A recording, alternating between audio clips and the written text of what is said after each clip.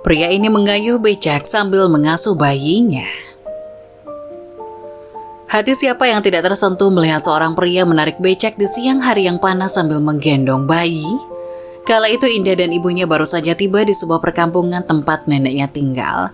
Sudah lama sekali Indah dan ibunya tidak pulang kampung. Kesibukan kerja dan pandemi COVID-19 membuat mereka sulit untuk melepas rindu dengan neneknya. Tapi kini pemerintah telah mengumumkan pandemi telah berakhir dan kita semua bisa melakukan aktivitas seperti biasa.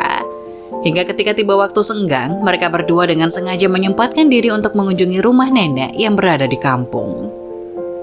Sesampainya di terminal, Indah dan ibunya harus naik becak agar bisa sampai ke desa Kembangan. Desa itu masih terbilang pelosok hingga akses jalan dan transportasi masih sangat sederhana. Karena tidak adanya angkot dan jarangnya kendaraan bermotor desa, Kembangan menjadi desa asri dengan pemandangan indah dan udara yang sejuk bebas dari polusi. Udara yang sangat dirindukan oleh Indah dan ibunya itu. Ketika turun dari bis sambil membawa koper, banyak dari tukang becak yang mengerumuni mereka menawarkan transportasi menuju ke Kembangan. Tapi mata Indah tertuju kepada seorang penarik becak yang tergopoh-gopoh lari menuju dirinya dengan sebuah kain jarit melilit di leher. Baru ia sadar bahwa kain jarit itu bukan kain jarit biasa, tapi berisi bayi yang sedang tertidur pulas di dalamnya. Indah yang melihat itu segera memilih pria parubaya itu. Meski dalam kondisi menggendong bayi, pria parubaya itu sangat sigap untuk membawakan barang-barang Indah dan ibunya yang bisa dibilang tidak sedikit dan tidak ringan. Sesekali Indah membantu mengangkat koper yang berat dan penarik becak itu mengucapkan terima kasih dengan tulus.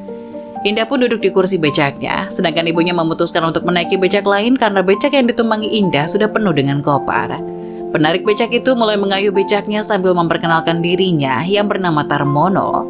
Indah yang tak bisa menahan rasa penasaran pun bertanya soal hal yang mengganggu pikirannya sejak awal.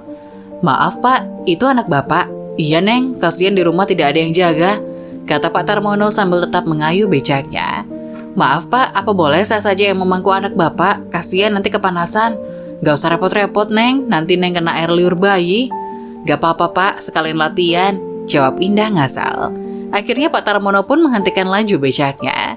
Dirinya memberikan bayi dan kain jarit yang selama ini melingkar di lehernya kepada Indah. Sesekali ia tersenyum dan mengucapkan terima kasih karena telah berbaik hati menolong anaknya. Hingga Pak Tarmono mengayuh becaknya kembali. Dalam perjalanan, Pak Tarmono menceritakan alasan dirinya selalu membawa anaknya bekerja. Rupanya Pak Tarmono adalah seorang duda yang ditinggal mati istrinya pada saat melahirkan bayi itu 8 bulan yang lalu. Bayi itu diberi nama Putri, bayi perempuan yang tak terlihat seperti bayi pada umumnya karena tidak tersentuh bedak, apalagi selalu dibawa panas-panasan di bawah terik matahari oleh bapaknya. Karena anak rantauan, Pak Tarmono tidak memiliki saudara di sini. Jangankan untuk dititipkan bayi, untuk membantu biaya persalinan saja, Pak Tarmono harus banting tulang rela tidak pulang agar semua berjalan sesuai harapan. Sebelum menjadi tukang becak, Tarmono adalah seorang pekerja serabutan yang bisa melakukan apa saja. Servis listrik, servis kompor, mesin cuci, tambal ban, semua pekerjaan ia geluti demi menghidupi sang istri yang sedang mengandung anaknya. Istrinya bernama Rumana, bekerja sebagai pembatik kain tradisional yang masih menggunakan lilin. Rumana merupakan istri yang sangat dicintai oleh Tarmono. Karena meski hidup dan kesederhanaan, Rumana tidak pernah menuntut atau mengeluh soal keadaan ekonomi kepada suaminya. Ia malah terkesan selalu menikmati momen-momen bersama dengan suaminya itu. Suatu ketika, saat Rumana yang sedang hamil besar membatik di depan rumah, datang Tarmono membawa sate kambing yang sangat diinginkan oleh Rumana sejak ia pertama mengandung. Namun baru pada saat usia kandungan menuju 8 bulan, Pak Tarmono bisa memenuhi keinginan istrinya itu. "Bu, Bapak bawa sate kambing buat calon anak kita, biar pas lahiran nanti nggak ngiler," kata Tarmono sambil tersenyum lebar. Rumana yang sangat bahagia langsung bangun hingga menumpahkan lilin panas yang ada di depannya. Untungnya saja lilin panas itu tidak mengenai kaki Rumana. Di saat Rumana ingin membenahi tempat lilin yang tumpah itu, Tarmono dengan sigap melarang dan malah menyuruhnya untuk menyiapkan piring dan nasi untuk dimakan bersama sate kambing yang ia bawa. Sedangkan Tarmono sendiri nantinya yang akan membenahi dan membersihkan bekas lilin panas yang berjajaran di lantai. Rumana pun dengan gembira segera mengiyakan permintaan suaminya itu. Ia lantas ke dapur untuk mengambil piring dan periuk nasi lalu menyiapkannya. Di atas tikar tempat mereka yang biasa makan. Entah karena rasa ngidam yang sudah tak terbendung lagi atau bagaimana, dari 20 tusuk sate kambing itu, Tarmono hanya kebagian 2 tusuk saja. Sisanya dimakan dengan lahap oleh Rumana, bahkan Rumana tidak menyentuh nasinya sama sekali. Ia terlihat sangat senang dengan sate yang dibawakan suaminya. Bahkan Tarmono pun rela dan ikhlas hanya kebagian sambal kecap dan 2 tusuk sate yang ia makan bersama nasinya yang menggunung. Selesai makan, Rumana pun mengucapkan terima kasih yang terdengar amat sangat tulus kepada Tarmono. "Bapak, terima kasih ya sudah menuruti keinginan ibu. Maafin kalau ibu ngerepotin bapak, buat bapak bekerja terus demi bisa nurutin apa mau ibu," kata Rumana sambil memeluk suaminya dari samping. "Ibu ini kenapa toh? Ya sudah menjadi kewajiban suami untuk menuruti segala kemauan istri. Justru bapak yang ingin berterima kasih karena ibu sudah bersedia menjadi pendamping hidup bapak, menjadi penyemangat bapak. Terima kasih sudah mau menikah dengan laki-laki kere yang tidak punya masa depan ini," balas Tarmono sambil sesekali mengecup dan mengusap kepala Rumana. "Pak, kalau anak kita lahir dan aku nggak selamat, aku ingin bapak merawat anak kita dengan baik ya." "Hus, kamu ini ngomong apa toh bu? Ya pasti selamat semua, sehat waras dong, kan bibitnya juga sehat." Selepas pembicaraan itu, Tarmono akhirnya mengajak istrinya tidur di kamar. Hari sudah gelap, saat Tarmono terlelap, ia terbangun dengan suara rintihan Rumana di sampingnya. Rumana mengeluh kesakitan dan kepanasan sambil memegangi perut yang besar. Tarmono yang kaget dengan keadaan istrinya itu langsung bangun dan menggoyang-goyangkan tubuh istrinya agar terbangun. Namun yang terjadi adalah Rumana tetap memejamkan mata meski terdengar suara rintihan kesakitan dari mulutnya. Tarmono yang panik pun langsung berlari mencari bantuan ke rumah Pak RT. Untungnya, malam itu Pak RT belum tidur hingga bisa sigap membawa mobilnya menuju rumah Tarmono. Tarmono pun segera membopong tubuh istrinya yang lemah ke dalam mobil dan mereka pun bergerak menuju rumah sakit.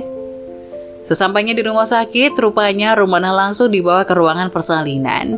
Dokter menjelaskan bahwa tekanan darah Rumana tinggi dan kondisi Rumana saat ini sangat darurat, hingga harus melahirkan anaknya secara prematur.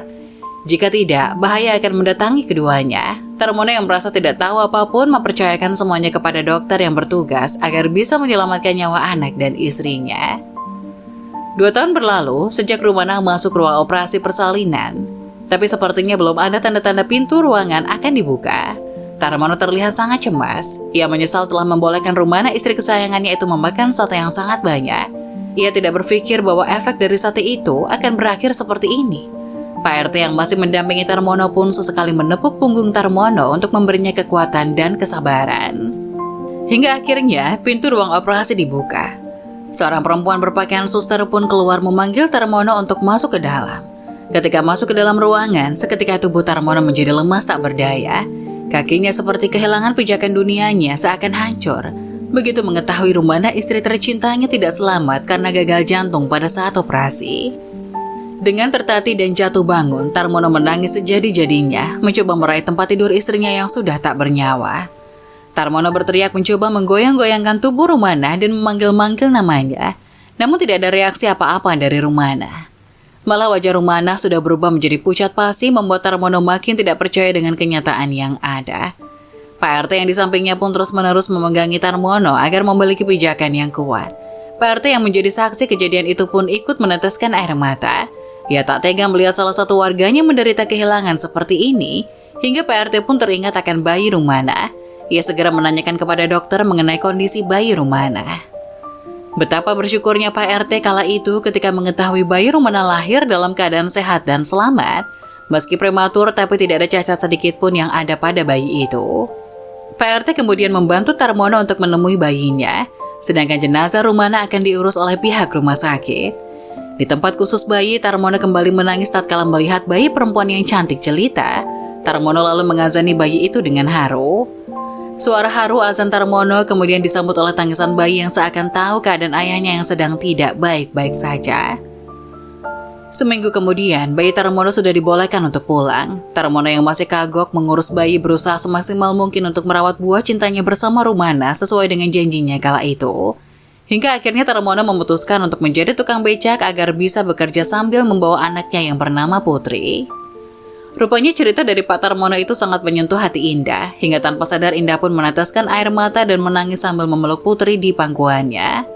Pak Tarmono juga sesekali mengusap air mata karena mengingat kejadian kelam yang merenggut nyawa separuh jiwanya. Tanpa sadar mereka sudah sampai di tujuan, yaitu rumah Nenek Indah, yang ternyata rumahnya hanya terpisah 5 rumah dengan rumah Tarmono. Begitu turun, Ibu Indah pun terkejut melihat anaknya bercucuran air mata. Ia juga bingung begitu tahu kalau kain jarit yang dibawa tukang becak tadi berisi bayi kecil yang sedang tidur. Akhirnya Indah yang merasa kasihan pun menawarkan diri untuk menjaga putri kecil itu sehari saja. Sedangkan Tarmona dipersilakan untuk menarik becak kembali. Tak lupa Indah memberikan upah lebih kepada Tarmona yang sudah mengantarnya sampai dengan selamat di rumah neneknya. Sang ibu pun mendukung tindakan dari anaknya. Ia malah menawarkan orang untuk menjaga bayinya selama Pak Tarmona bekerja. Biayanya akan ditanggung oleh Ibu Indah, itu pun kalau Pak Tarmona setuju. Akhirnya, Pak Tarmona pun hanya mengucapkan terima kasih kepada Indah dan ibunya, lalu pergi mengayuh becaknya kuat-kuat menuju terminal.